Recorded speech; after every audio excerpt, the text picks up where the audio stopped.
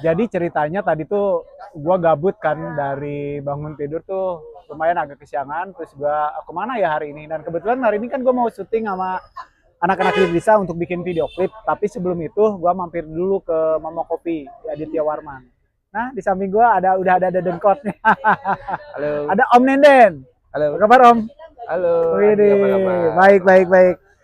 Ini di belakang ada yang ini nih, yang apa? Yang moronyoy katanya.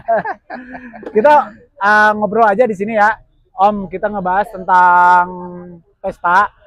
Karena ini buat gue Vespa jadul tuh mengingatkan gue akan masa-masa kecil. Dulu gue pernah punya tuh Vespa Keong tahun 62, itu harganya cuma 1.500.000 dulu ya. Nah, kita sekarang bahas harganya udah gimana dan apa aja ini model apa PX 150 dan apa ya? Kita ngobrol seputaran ini aja, seputaran barang-barang klasik gitu. Gimana Om? Halo, perkenalkan saya Nenden. Oh, di siap boleh kerekan dulu. Saya punya butik gitu. Kebetulan saya tinggal di Cijantung Oke. dan kebetulan saya lagi seneng Vespa. Di Ah. 3 tahun ini saya lagi ya beberapa kali hunting Vespa dari yang klasik tahun 60-an, terus ada beberapa lah yang sempat saya beli dan akhirnya masuk keluar masuk karena biasa agak sedikit cari selisih. Tapi Dan emang kebetulan tapi emang dari dulu emang udah hobi kan, zaman kita masih di kampung di dulu. saat SMA kita kan kebetulan kan satu kampung ya Ki Iya, ya. betul. Dan kebetulan basic kita juga dari zaman SMA kita suka Vespa. Jadi Ah, setelah kita hijrah ke Jakarta. Jakarta dan kebetulan di 5 tahun ini lagi booming Vespa ya. Jadi mengingatkan ke masa lalu kan. Jadi wah, Iya, gila ya dulu kita kan main Vespa gitu. Kenapa kita enggak sekarang gitu kan? iya. Tapi Pas giliran hunting lihat harga gila, sekarang harga yang dulu kita beli 3 juta udah bagus, 2 juta, 5 juta paling udah full upgrade. Sekarang minimal beli Vespa udah di atas 35, 40, 50 kan. iya ya. Makanya pas kemarin ya mungkin di 3 tahun ini saya nyoba, awal-awal saya nyari tuh tahun 60-an karena kan basic kita kan waktu kita zaman sekolah kan memang punyanya yang bulat ya. Iya, betul. Karena Keong, Vespa Vespa keong. di kita namanya keong. Tapi kalau di kalau Pangandaran. ah, Kalau di oh, tiap daerah beda-beda. beda. Oh. Kalau di Jakarta itu jatuhnya sebetulnya penempatan apa ya? Menurut saya sih Pangandaran itu ada sedikit salah nama karena keong itu terinspirasi dari bentuk keong karena Bentuk dia keong, bulat. ya. Sebetulnya setiap motor Vespa itu ada serinya kayak yang dulu kita dibilang keong itu ada beberapa seri Gi. Oh, Jadi gitu. ada PBB 1, ada PBB 2, ada PBB tahun 45, tahun 65, tahun 64 dan ada PNB, ada PNB dan 1 2 3 tuh banyak gitu. Jadi nah dari situ tuh kita mulai edukasi bahwa dulu waktu kita zaman SMA itu namanya Vespa Keong, setelah hijrah ke Jakarta ternyata kita makin tahu bahwa Vespa Keong itu ada serinya. Oh, termasuk salah satu ya yang saya bilang tadi ada PNB, ada PBB, ada PBA, ya itu sama. Kalau di kita bilangnya keong. Kalau di kita ini, kalau di Jakarta ya sekarang kan udah tinggal di Jakarta, jadi itu ada seri-serinya tergantung tahun dan tergantung ya ada beberapa part yang membedakan bahwa ini PNB, ini PBB, ini PBA. Waduh, udah sedetail itu dan Pokoknya ya semenjak 3 tahun ini agak sedikit ngulik. edukasi bahwa Vespa itu serinya tuh macam-macam. Nah, yang kebetulan kan sekarang kita lagi bawa ini nih. PX 150 PX 150. Jadi ini peralihan PX itu ada kalau nggak salah ya, tolong koreksi kalau salah itu. PX itu kan Vespa, generasi Vespa yang dianggap di klasik itu dianggap paling modern. Salah satunya dari bentuk bodi. Dan kalau keliru tolong dikoreksi ya. Karena keluar tahun PX itu tahun 78. Yang tahun 78. Tahun 78, tahun 79 lah kalau gua juga kurang paham tuh, kurang. Cuman yang gua tahu nah dia tuh tidak ada sen. Iya. Oh, tidak ada sen. Kalau ini udah ada sen kan? Sekarang kan sudah ada sen tuh, sudah lebih modern, lebih mungkin di masa tahun 80-an tuh eranya itu sen itu diperlukan untuk keamanan, kenyamanan, keselamatan Iya, berkendara kan sudah ada apa namanya spion. Dulu kan dulu kan spesifikasi zaman baheula kan nggak ada spion, nggak ada sen. Makin seiring berjalan kan memang semakin tahu bahwa aturan lalu lintas itu harus diadakan antara sen sama apa satu lagi tuh spion. Oh iya, karena zaman dulu kan yang gue bilang yang keong itu nggak ada Nggak sen. ada. Bahkan Nggak ada plat sen. nomor pun bisa dibilang tidak ada tahun keluar, tidak ada tahun kan pajak kita kan per 5 tahun ya. Iya, iya. Vespa baheula tuh yang di era tahun 70-an ke bawah itu nggak ada namanya plat nomor itu Harus sampai apa namanya bulan sekian habis tahun sekian kan nggak ada. Nah seiring berjalan waktu kan kayak PX itu semakin apa ya semakin benar kali ya untuk aturan lalu lintasnya. Tapi kalau diikutin sampai sekarang kan itu kayak keong gitu nggak ada sen. Terus tapi polisi nggak ini ya? Itu kayaknya sih gue juga nggak terlalu ini ya. Yang jelas tuh mungkin ada toleransi karena kebetulan terutama di kota besar ya, di saat kita jalan di jalan-jalan protokol, jalan Sudirman, selama pajak kita benar, ada surat, plat nomor ada, ya sampai saat ini sih masih. Tapi jarang ya yang ada yang ditilang gitu, Cina Vespa ditilang. Ada? Pelanggaran ditilang. Kalau misalnya gini aja, lo lagi keluar kota kan biasa touring kan, itu selama perjalanan jauh itu ada nggak yang polisi nilang atau lihat? Yang gue alamin sih gini. Jadi apa ya? Gue kan alhamdulillah motor tuh bersurat semua. Ya. Melakukan perjalanan berkendara pasti pakai helm. Ya betul. Spion pun gue pakai lebih ke apa ya namanya tuh lebih ke upgrade, lebih ke kita bikin bracket.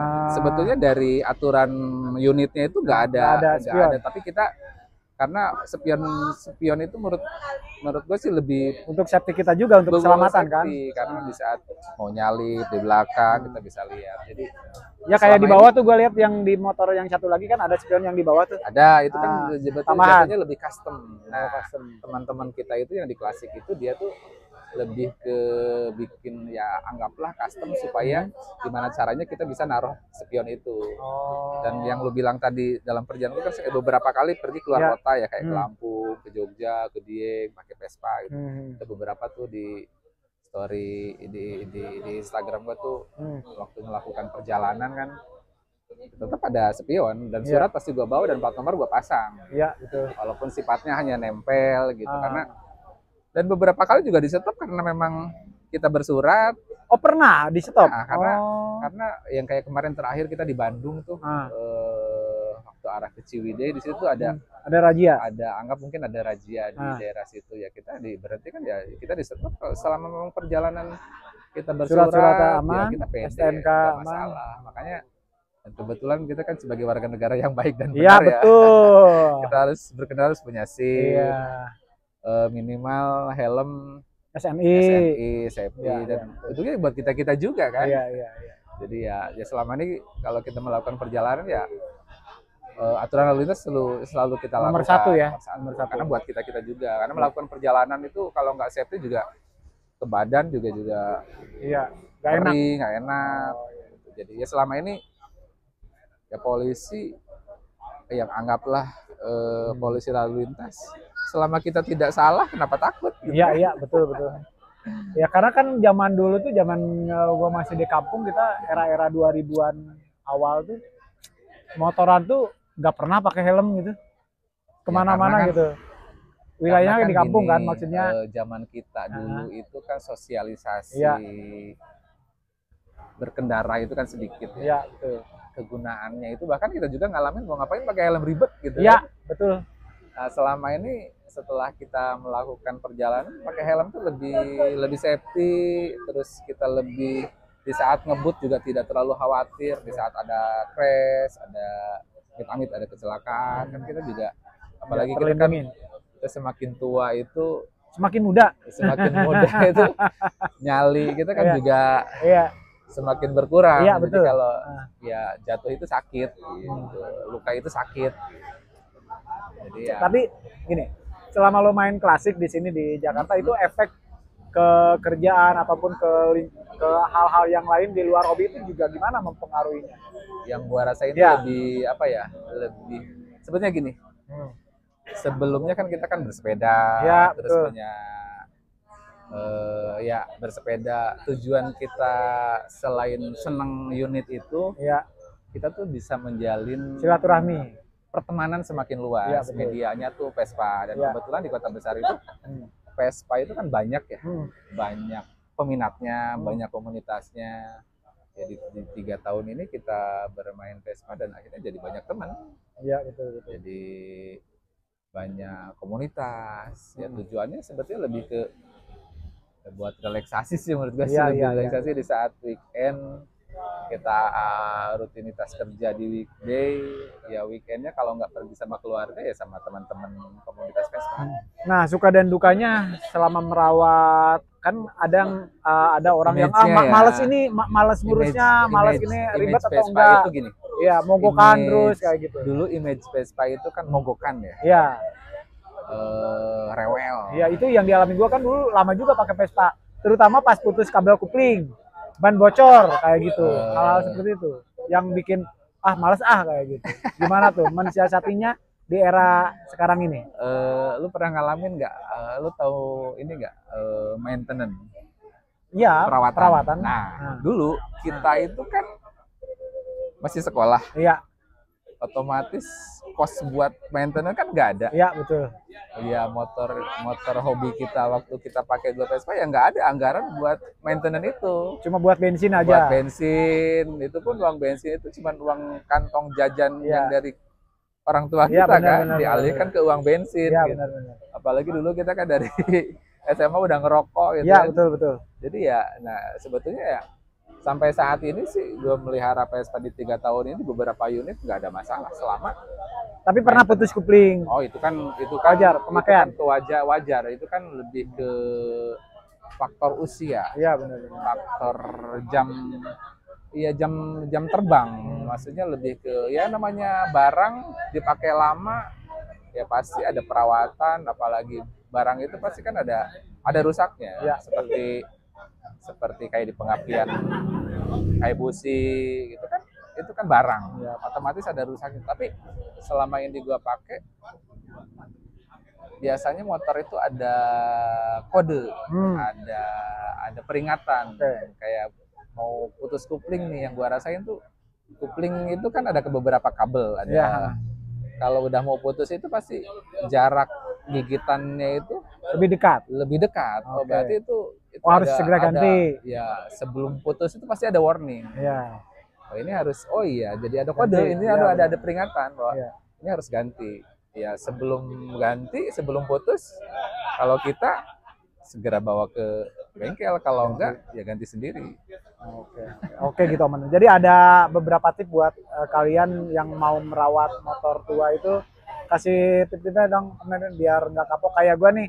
Kayaknya tertarik lagi dan untuk mau memulai deh gitu. Ya, yang jelas sih kalau saran dari kita yang kita jalani ya, Vespa itu kan sebetulnya Vespa klasik ya, bicarakan ya, Vespa klasik itu kan memang barang lawas, barang lama. Ya. Otomatis kan unit itu kan udah lama, spare part yang ada di unit itu sudah tua. Ya otomatis ya sebelum kita melihara itu, kalau yang gua dulu kita SMA main Vespa, tapi edukasi Vespa tuh nggak terlalu banyak ya. Pengetahuan tentang Vespa tuh nggak terlalu. Sekarang kan media untuk edukasi itu kan banyak, kayak kita lihat di YouTube aja, di YouTube Vespa tuh perawatan seperti apa, itu udah jelas kok. Terus cara merawatnya, cara memeliharanya, bahkan cara maintenance seperti apa. Jadi, yang jelas ya, kalau saya karena suka Vespa, saya sering pegang Vespa, ya yang jelas saya rawat. Kalau ada yang dirasain kurang enak ya, karena saya sedikit kurang paham tentang mesin Vespa ya, lari ke bengkel yang terpercaya terutama ya. Harus bengkel. Nah gitu aja teman-teman, ngobrol seputar Vespa. Nanti kita bahas tentang yang lain lagi. Makasih Om Nenen. Oke, sama-sama. Kita lanjutkan ngopi lagi. Kasih dulu. Thank you, Jadi Agi. yang silver itu ya. Oke, Deal. datang dong, Pak. Nomor rekening masih lama kan? Masih ada. Oke, makasih teman-teman ya. Bye. Assalamualaikum. Oke, waalaikumsalam.